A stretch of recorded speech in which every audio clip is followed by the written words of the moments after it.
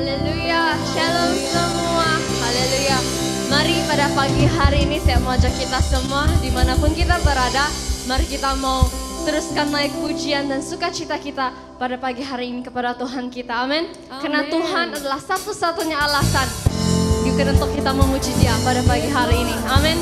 Haleluya. Mari kita bertepuk tangan.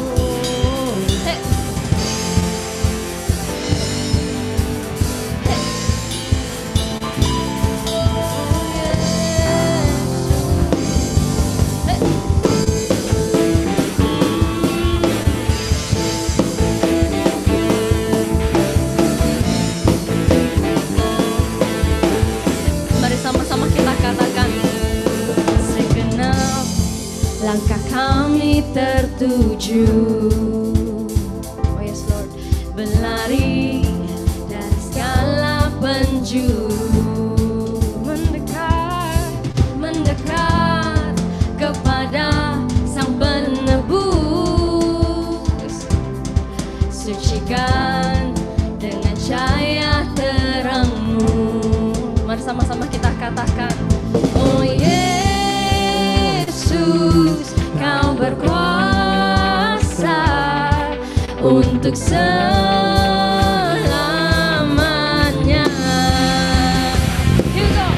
Kami agungkan nama-Mu, pembebas segala belenggu.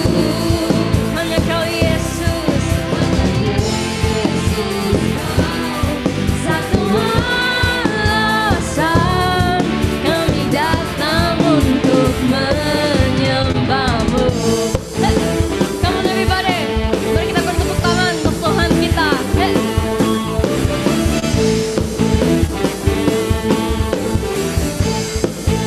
Kita katakan segala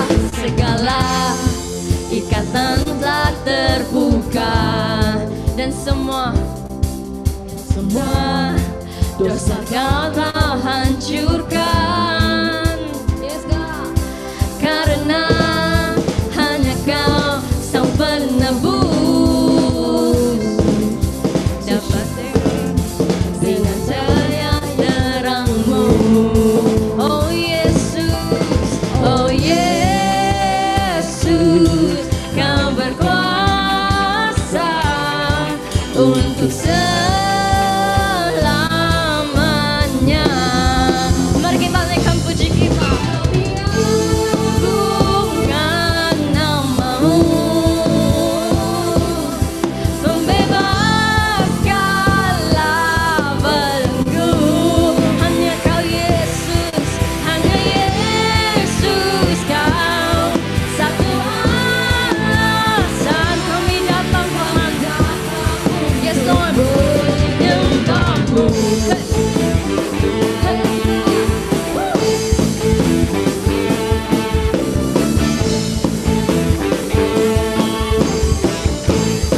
Mari sama-sama kita katakan, oh Yesus Tuhan yang berkuasa. Yes Lord, tiada yang lain. Yes God, tiada yang lain. Sekali lagi kita katakan, Oh Yesus, oh Yesus Tuhan yang berkuasa, tiada yang lain, tiada yang lain. Oh Yesus, oh Yesus, Kau berkuasa untuk selamanya. Oh Yesus, mari kita katakan, oh Yesus, yes God, Kau berkuasa untuk selamanya. Mari kita agungkan nama-Nya, kami agungkan nama-Mu. Oh Yesus, pembebas segala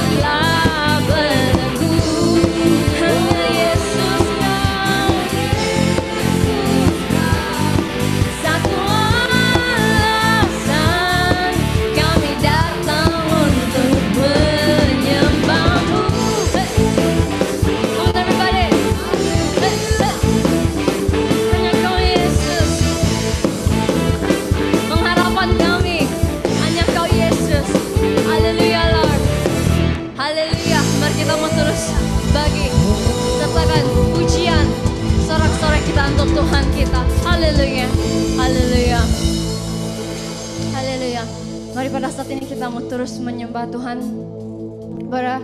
bahwa Tuhan adalah perisai dalam kehidupan kita, dalam setiap musim kehidupan kita. Kita percaya bahwa Tuhan sentiasa memelihara, menjaga kita in whatever situation that we are. Kita percaya bahwa Tuhan adalah defender dalam kehidupan kita, dalam keluarga kita, manapun. Haleluya.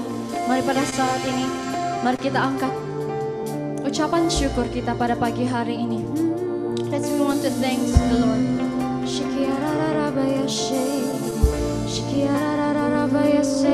We want to worship. We want to worship you, God. You are the defender, Lord. You are.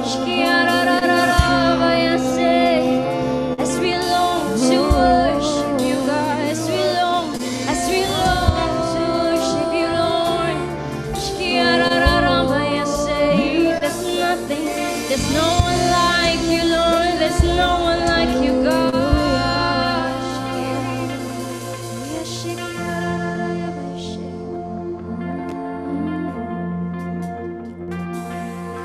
You go before I know that you have even come to win my war. You come back and you hurt my enemy. You come back and you call it my victory. Oh, yes, God, yes, God, you know this.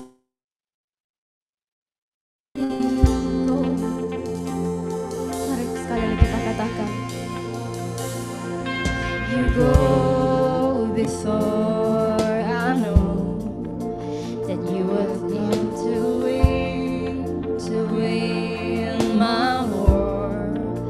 You overcomes my greatest defense. It lets me from the dry wilderness. It's all I did was praise, yes, God.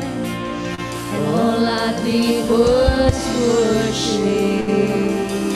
Oh, and all I did was bow down, yeah. And all I did was stay still.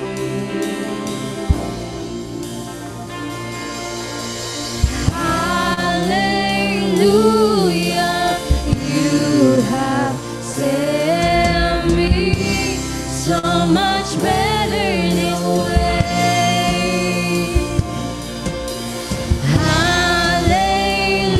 Hallelujah, great defender, so much better your way. Oh, yes, God. You know before I do where my heart can see to find your truth. Your mercy is the shade I'm living in, and you restore my pain home again. And all I did was praise. Oh yes, God. And all I did was worship. Yes, God, we want to worship. And all I did was bow down. Oh, and all I did was say, sing. Oh, hallelujah,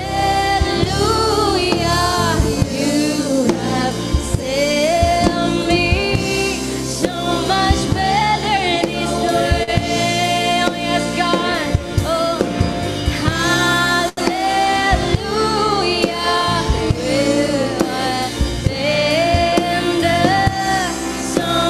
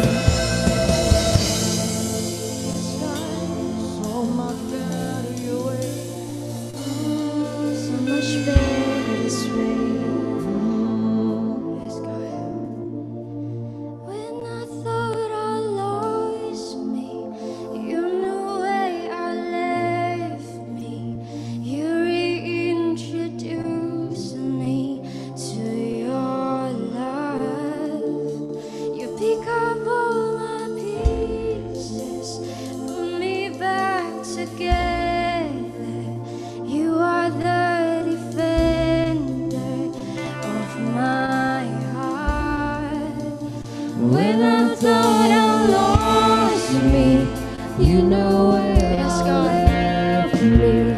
You reintroduced me to your life. You pick up all my pieces, put me back together. You are the defender of my heart. When I thought I lost me, you knew where I left me. You reintroduced me to your love. You pick up my pieces, put me back together. You are the defender of my heart. Oh, hallelujah, you have set me so much better your way. Yes, give you worship. Hallelujah, great defender, so much better your way. When I saw lost, you knew where I left me. You reintroduced me to your love, God. You pick all my pieces together. You are the defender of my heart. Yes, God, as we worship you, Lord, the great defender, the great defender. And all I did was worship and praise you, Lord. And you come to win my war. You come to win my war. Oh, Lord. Yes, God. Yes, God. You know where I left me. You reintroduced me to your love. You pick up all my pieces, put it back together. You are the defender of my heart.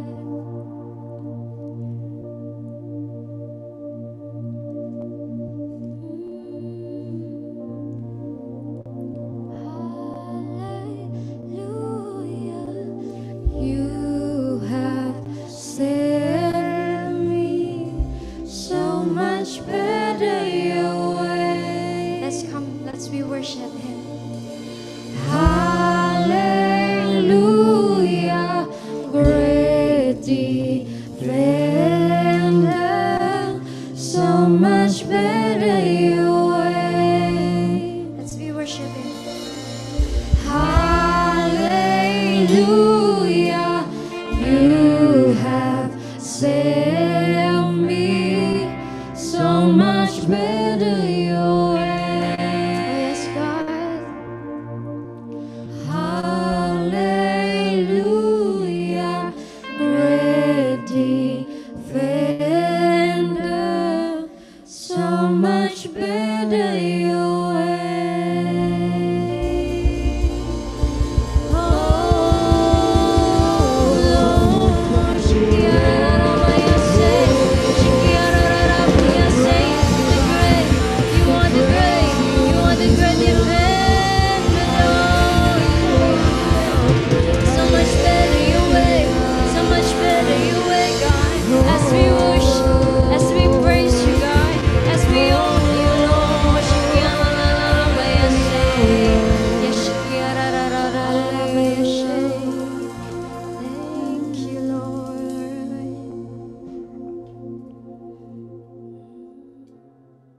Alright, so hari ini kita akan belajar firman Tuhan. Saya akan share screen.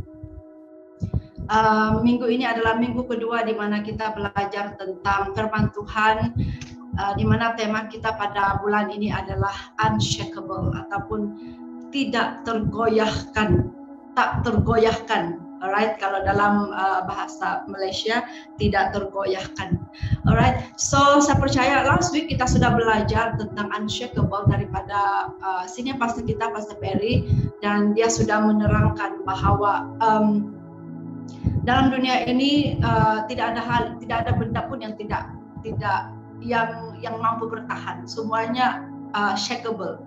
Tetapi yang unshakable itu adalah apa yang kita belajar last week. Kita diberitahu tentang firman Tuhan itu, Tuhan kita itu adalah hal-hal yang tidak akan pernah tergoyahkan. Jadi hari ini kita akan belajar bagaimana pula kita ini sebagai anak Tuhan, kita ini sebagai orang-orang yang percaya kepada Tuhan itu, mampukah kita untuk bertahan? Adakah kita berjaya untuk menjadi seseorang yang unshakable, especially di dalam iman kita? So mari kita tengok apakah definisi ataupun apakah definition unshakable ini, dan saya ambil ini daripada Cambridge Dictionary yang dikatakan seperti ini. If someone's trust or belief is unshakable, it is firm and cannot be made weaker or destroyed. Wow.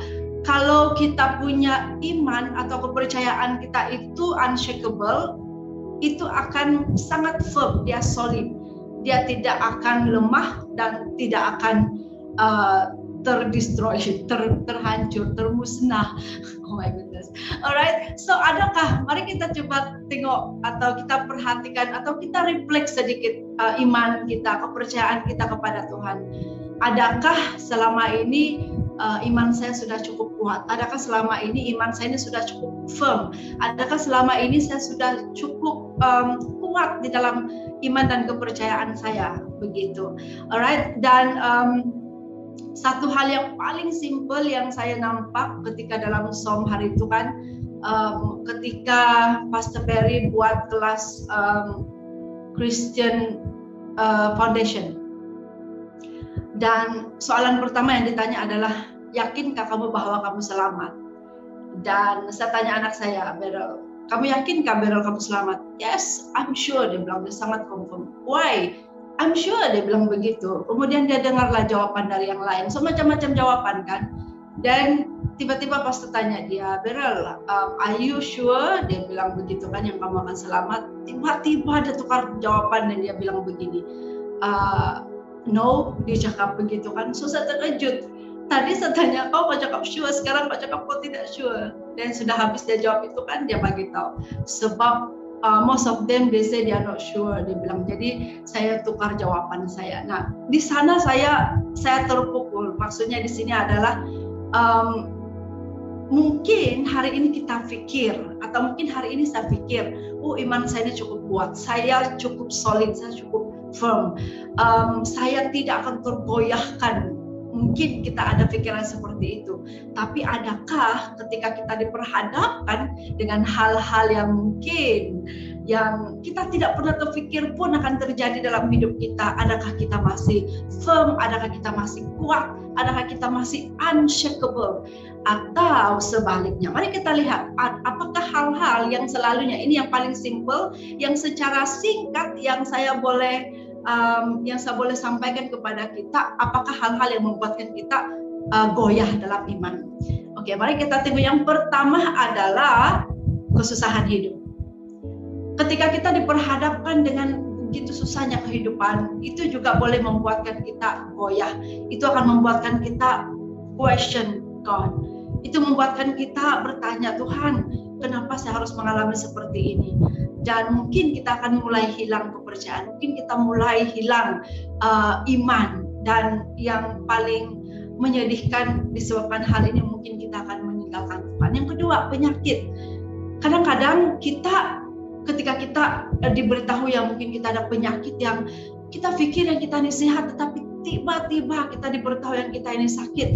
Adakah kita akan masih tetap percaya kepada Tuhan? Adakah kita masih tetap yakin, percaya yang Tuhan itu tetap Tuhan yang berdaulat, walaupun saya sakit, walaupun saya susah, atau disebabkan dengan penyakit kita, mungkin kita mulai goyah. Yang ketiga, penganiayaan. Nah, ini penganiayaan, saya suka perkataan ini. Sejak saya belajar sejarah gereja, penganiayaan, perkataan penganiayaan ini selalu diulang. Karena apa? Kalau kita belajar tentang sejarah gereja, bagaimana dari awal gereja sampailah ke hari ini, sebenarnya begitu banyak orang yang telah mengalami penganiayaan.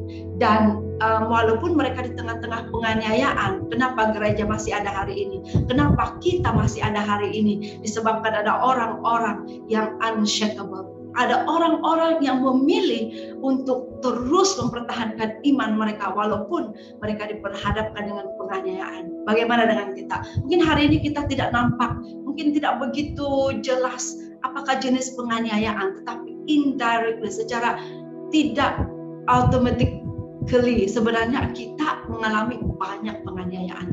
Nah, adakah kita masih firm atau kita sudah mulai goyah? Kekayaan, ini juga sangat penting untuk kita perhatikan. Ketika kita mulai merasa senang, kadang-kadang kita pikir waktu susahlah kita akan goyah, waktu susahlah kita akan meninggalkan Tuhan. Tapi kita lupa, kadang-kadang kekayaan itu juga boleh membuatkan kita lupa akan Tuhan. Ketika kita sudah mulai kaya, kita sudah mulai hidup senang, kita terus lupa yang kita perlukan Tuhan, karena kita rasakan bahwa saya ada segala-galanya dan kita lupakan Tuhan.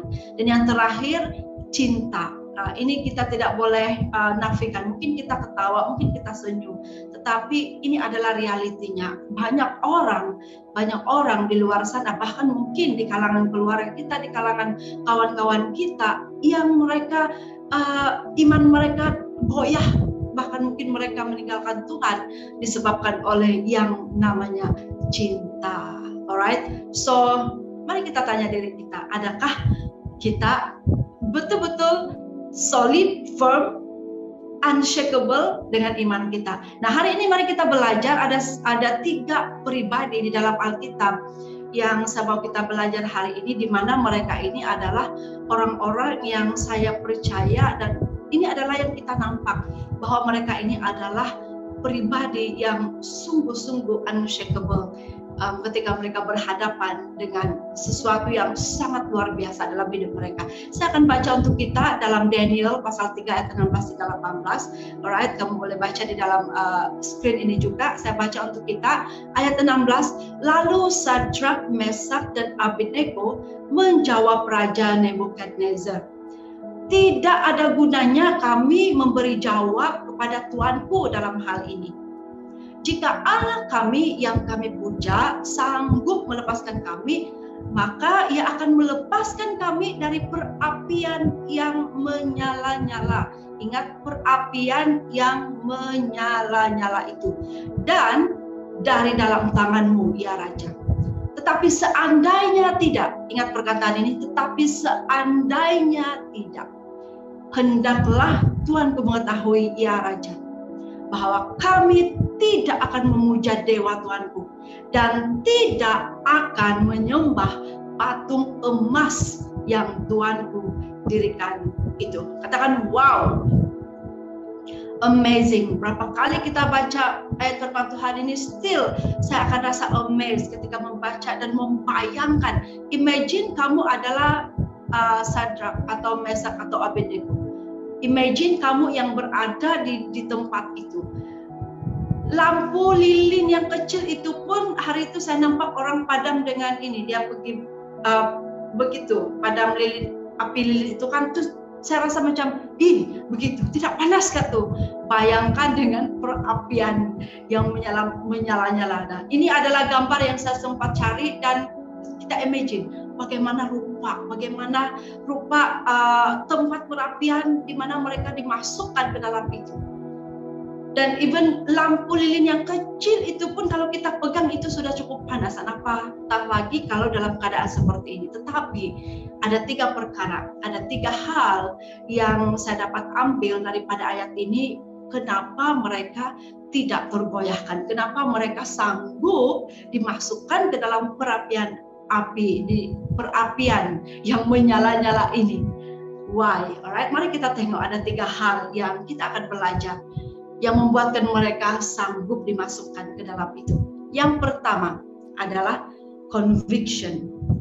Di dalam ayat 16 dikatakan, tidak ada gunanya kami memberi jawab kepada Tuhanku dalam hal ini. Nah, conviction itu adalah tindakan mereka itu bukan hasil daripada keselesaan mereka, tapi dari keyakinan. Conviction itu bermaksud kita ada keyakinan, kita sangat yakin bahwa walaupun saya melakukan hal ini, walaupun apa yang saya tindakan saya ini akan memberikan satu risiko yang sangat menakutkan, di mana saya akan dibuang ke dalam perapian, saya akan dimasukkan ke dalam perapian itu. Dan apa yang mereka pilih, jawaban yang mereka berikan itu bukan disebabkan itu mendatangkan sesuatu yang comfort, itu yang memberikan kenyamanan, memberikan keselesaan kepada mereka, tetapi sebaliknya mereka tahu bahwa tidak kiralah apa yang terjadi dalam hidup saya, hidup kami ini, kami tidak akan menjawab, sebab sebenarnya raja itu mengharapkan jawaban di mana 3 orang ini akan menyembah patung yang dibuat oleh raja itu. Tetapi mereka berkata, tidak ada gunanya kami memberi jawab kepada Tuhanku dalam hal ini. Karena mereka memilih bahwa mereka tetap tidak akan menyembah kepada patung itu. Dan mereka dimotivasi oleh apa yang benar dan yang menyenangkan Tuhan. Nah, bagaimana dalam hidup kita? Adakah ketika kita diperhadapkan dengan hal-hal yang mungkin memberikan satu risiko yang sangat luar biasa dalam hidup kita? Mungkin disebabkan apa yang saya buat ini, saya akan kehilangan kerja, for example. Mungkin disebabkan saya memilih untuk tetap datang ke gereja, saya akan kehilangan kerja. Itu bukan lagi sesuatu yang engkau takutkan dan engkau bimbangkan. Karena apa? Karena kita tahu kita ada Tuhan. Itu namanya conviction. Kita sangat yakin, tidak kira apa yang berlaku di hadapan, kalau saya memilih Tuhan, kalau saya tetap bersama dengan Tuhan, saya akan tetap memilih Tuhan. Amin. Itu adalah conviction. Yang seterusnya mari kita lihat. Sadrak, Mesak, dan Abednego tahu apa yang mereka percayai dan mempercayai apa yang mereka tahu. Nah, ini ada 2 hal. Kadang-kadang kita ini tahu apa yang saya percaya, tapi adakah saya percaya dengan apa yang saya tahu?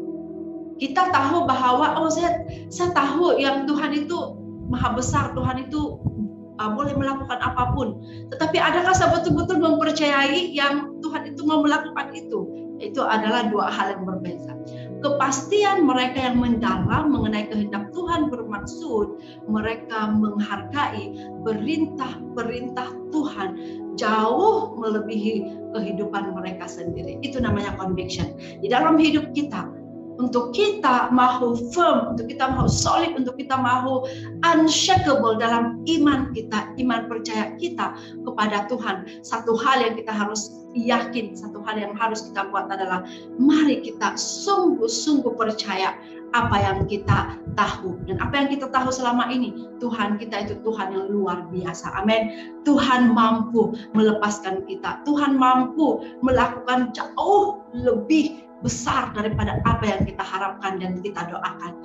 Amin. Yang kedua adalah kenapa mereka unshakable, kenapa mereka tidak tergoyahkan walaupun di hadapan mereka itu ada api yang menyala-nyala. Kenapa mereka tidak tergoyahkan? Yang kedua adalah karena mereka memiliki confidence, mereka memiliki keyakinan yang sungguh-sungguh, mereka confident dengan Tuhan mereka.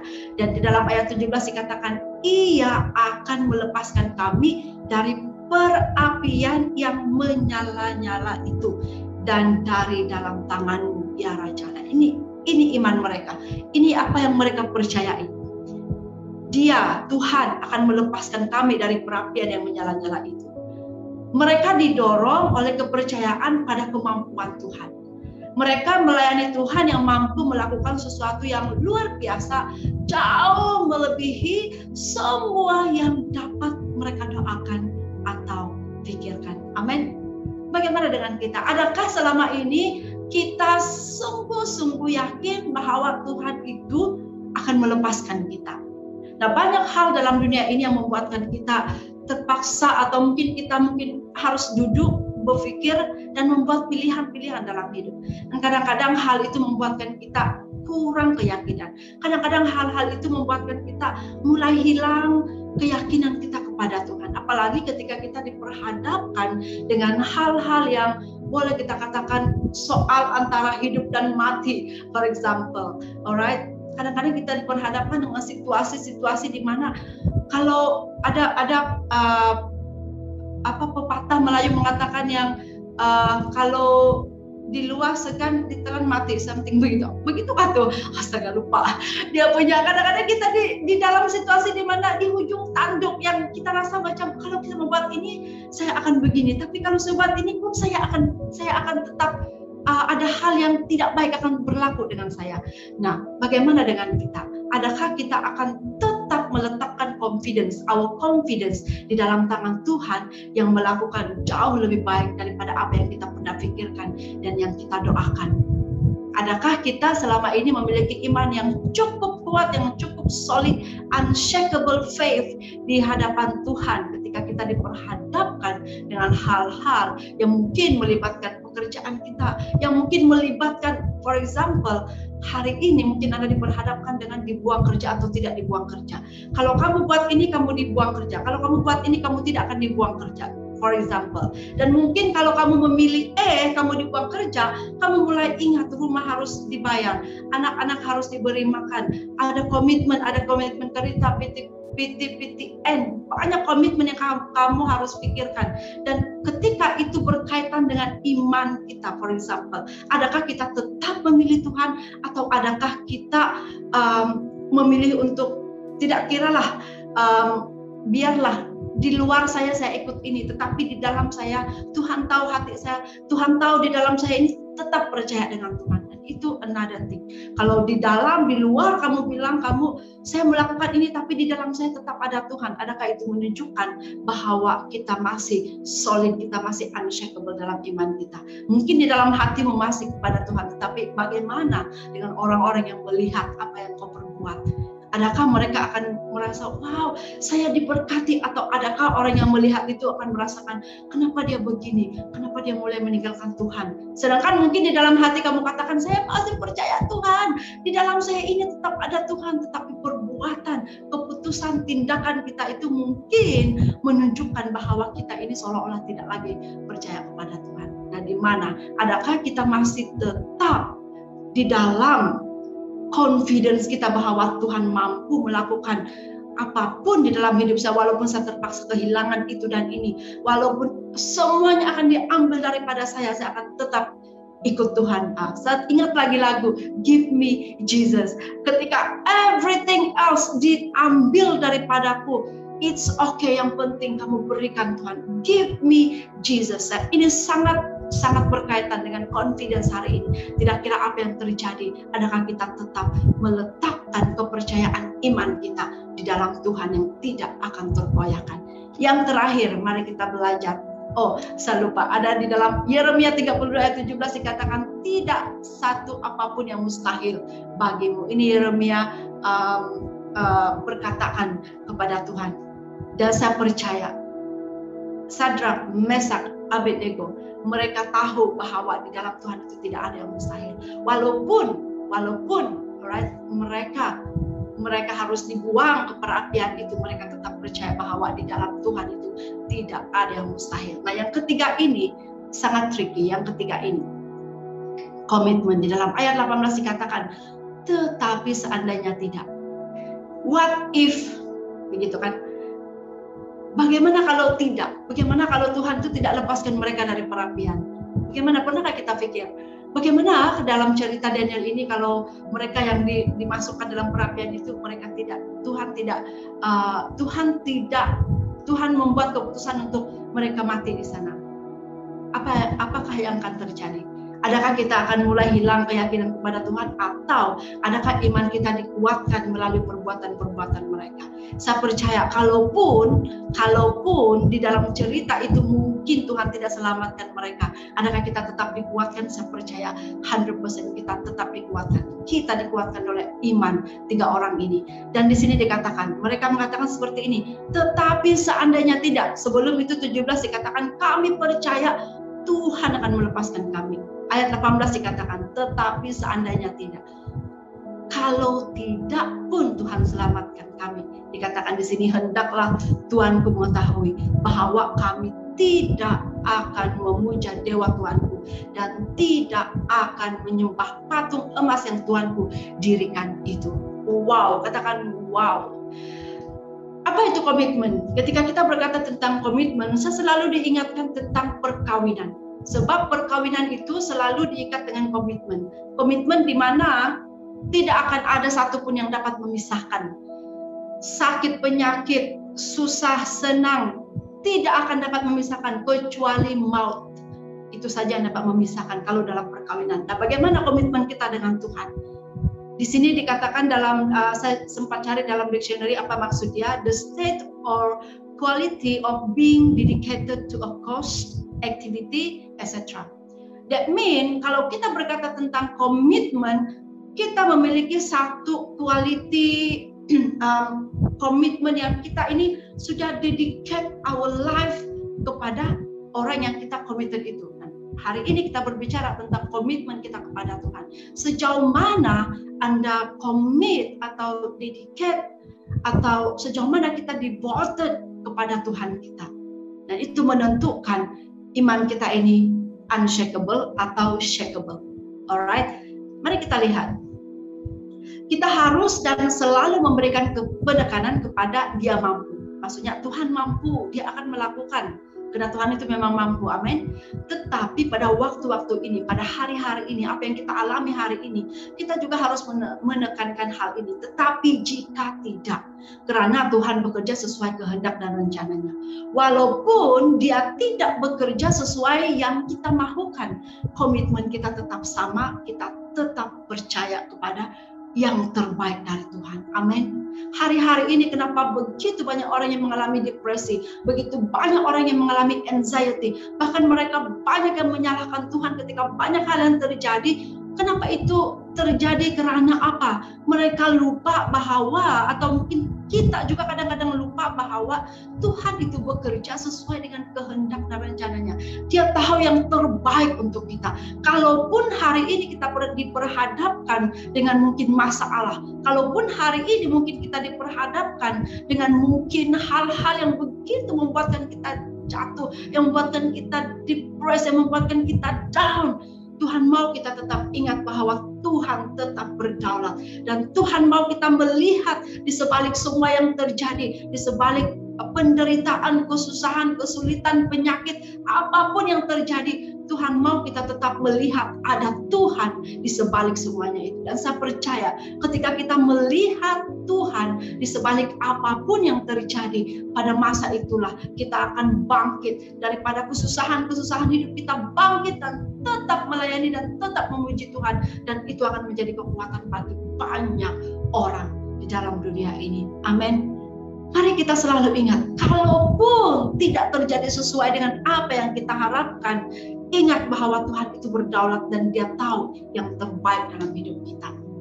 Yang seterusnya, Tuhan Yesus juga telah memberikan contoh terbaik dalam hal komitmen. Amin. Kalau kita melihat siapakah contoh yang terbaik, selain daripada tokoh-tokoh, banyak tokoh di dalam Alkitab, Tuhan Yesus sendiri memberikan contoh yang terbaik, the perfect example untuk kita pada hal-hal komitmen.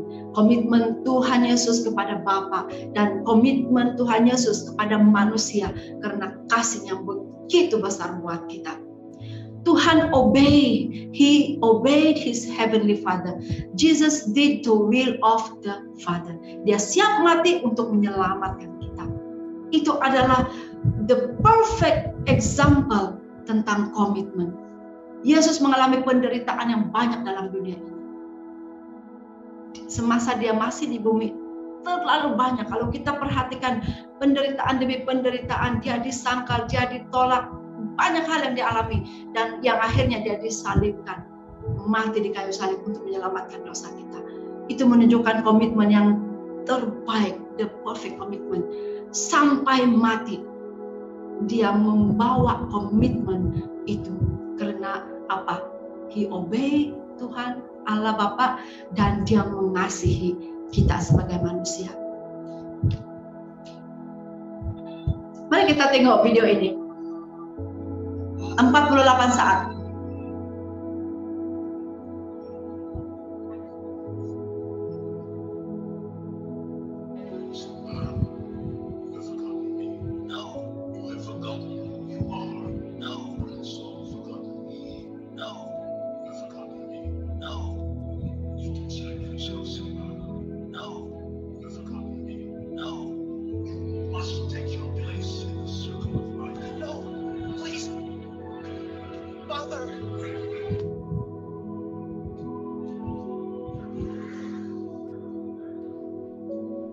What was that?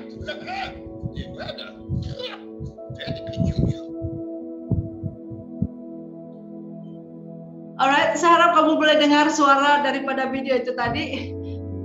Itu adalah video singkat tentang Lion King kan, di mana Simba dia melihat bapaknya datang secara roh, dia datang dan dia berkata, Simba, kamu sudah melupakan saya, you have forgotten me. Dia bilang kan, no, bilang tuh Simba, you have forgotten me, no, you have forgotten me, no. Saya sangat tertarik dengan cerita itu sebab apa? Kadang-kadang dalam hidup kita ini, ketika kita mulai mulai digoyahkan dalam iman kita, saya yakin Tuhan selalu datang, Roh Kudus selalu berbicara dengan kita yang kau sudah lupakan Tuhan. Mungkin kita akan berkata, no. Dia akan mengulang lagi, kamu melupakan Tuhan, kamu melupakan saya. No, kamu lupakan saya. No. Banyak hal dalam hidup kita ini mungkin kita melupakan Tuhan. Amin. Kadang-kadang dalam perbuatan kita, pikiran kita, tindakan kita, mungkin banyak kali Tuhan datang dengan kita dan mengatakan, kau melupakan saya. Nah, ingat ketika kita mulai goyah, Tuhan Yesus itu datang, Roh Kudus yang ada di dalam kita ini selalu berbicara dan mungkin mengingatkan kita, hey, kau melupakan Tuhan, hey, kau melupakan Yesus, hey, kau melupakan iman kamu. So, conclusion-nya, mari kita memiliki komitmen yang tidak bersyarat. Alright, bila kita berkata tentang komitmen, mari kita memiliki komitmen yang tidak ada syaratnya. It's our commitment to God through the trial that gives validity to our testimony, not merely the positive outcome. Our faith is not proven by prevention, but in the crucible. Amin. Komitmen kita kepada Tuhan itu yang akan memberikan validity kepada kesaksian-kesaksian hidup kita. Amin. Iman kita teruji ketika kita sanggup menghadapi. Iman kita teruji ketika kita sanggup untuk tetap memberikan komitmen. Jadi ingat 3 hal yang kita belajar hari ini. Bagaimana untuk kita terus menjadi seseorang yang unshakable di dalam iman kita kepada Tuhan. Yang pertama tadi adalah mari kita memiliki conviction. Yang kedua, mari kita memiliki confidence di dalam Tuhan. Dan yang terakhir, mari kita memiliki komitmen yang tidak bersyarat di dalam Tuhan.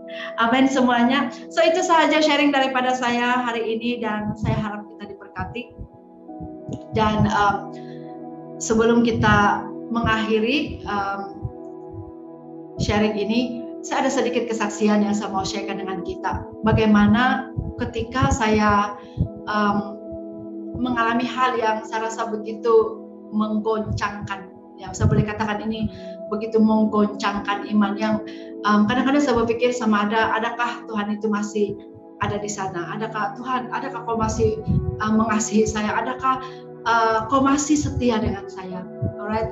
Dan saya masih ingat first time saya mengalami perasaan yang patah hati dengan Tuhan. So betul-betul heartbroken dengan Tuhan masa itu. Dan bila saya pikir balik, tengok balik kan rupa-rupanya benda itu, aduh, punyalah sedikit, punyalah simple, punyalah Itu tak ada apa-apa pun bila saya tengok balik. Tetapi pada masa itu saya rasa itu adalah sesuatu yang sangat besar dan saya persoalkan Tuhan, kenapa begitu? Dan kamu tahu apa yang terjadi? Saya mau masuk university. Saya tidak seumur hidup saya sampai tingkatan 6 saya tidak pernah terpikirkan masuk university karena keadaan keluarga yang sangat tidak mengizinkan untuk saya masuk university. Saya tahu kalau saya masuk university tidak akan ada duit. Jadi tidak perlu masuk university, saya masuk tingkatan 6 dan selepas tingkatan 6 saya boleh jadi nurse, saya boleh jadi kerani. Itu yang saya ingat masa itu.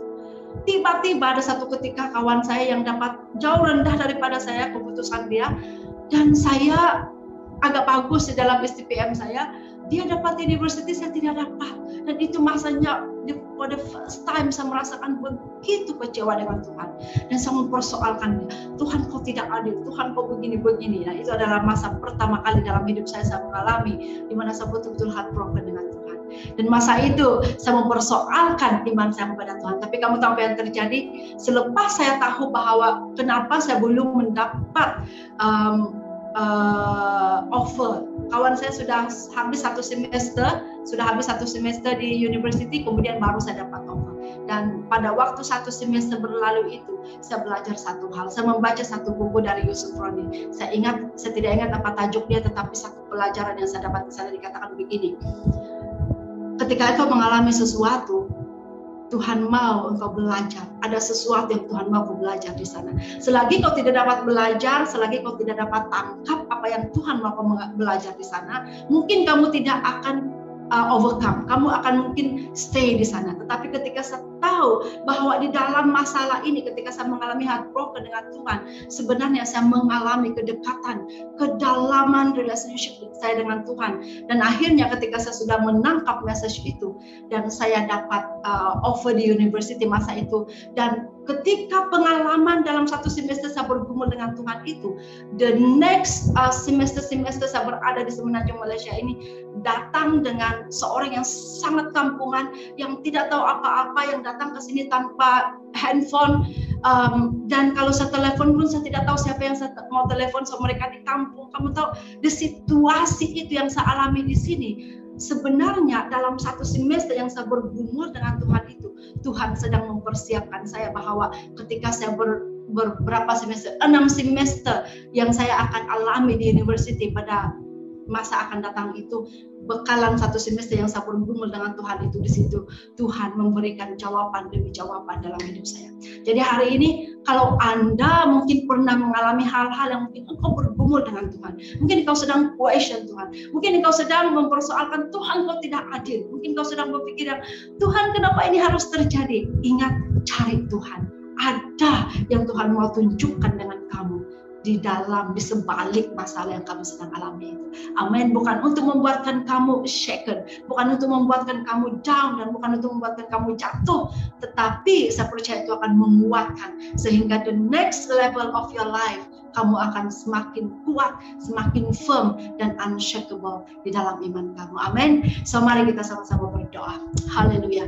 Terima kasih Tuhan, kami sangat bersyukur Bapa karena pada pagi hari ini sekali lagi kami diberikan kesempatan Tuhan untuk mendengar firman-Mu Bapa, di mana Tuhan Engkau menghendaki kami sebagai anak-anak-Mu untuk memiliki iman yang unshakable di dalam Engkau ya Tuhan. Bapa, kami tahu bahwa kami memiliki Tuhan yang tidak terkalahkan. Kami memiliki firman-Mu di dalam hati kami, di dalam hidup kami, dan firman-Mu itu adalah firman yang tidak akan tergoyahkan. Tetapi hari-hari ini Tuhan, mungkin kami sebagai pribadi, sebagai manusia biasa Tuhan, kami seringkali diperhadapkan dengan hal-hal yang membuatkan kami tergoyahkan, dan bahkan mungkin kami terfikir untuk meninggalkan Engkau, bahkan mungkin kami sudah pernah meninggalkan Engkau. Tetapi hari ini terima kasih Tuhan, Engkau mengingatkan kami sekali lagi ya Bapa, bahwa Engkau Tuhan yang tidak akan tergoyahkan. Engkau tetap bersama dengan kami, dan ketika kami meletakkan our conviction, our confidence, and our commitment di dalam Engkau Tuhan, kami akan mampu berdiri dengan teguh, dengan firm, solid, dan tidak akan tergoyahkan. Tidak kira apa yang terjadi dalam hidup kami, ajar kami Tuhan melihat Engkau di sebalik setiap apapun yang terjadi Tuhan. Karena kami percaya hidup kami ini Tuhan di dalam tangan-Mu. Hidup kami ini Tuhan di dalam pemerhatian-Mu Tuhan. Tidak pernah sesaat pun Engkau meninggalkan kami. Mata-Mu tertuju kepada kami ya Tuhan. Dan mari Engkau Tuhan terus kuatkan kami. Engkau Tuhan terus peringatkan kami. Sebagaimana di dalam cerita pendek itu tadi Tuhan. Ketika kami mulai goyah Tuhan perdengarkan suara-Mu Bapa. Buka telinga rohani kami Tuhan untuk mendengar ketika Engkau berkata, you have forgotten me, you have forgotten me. Dan itu akan menyadarkan kami kembali bahwa kami ada Tuhan yang kuat.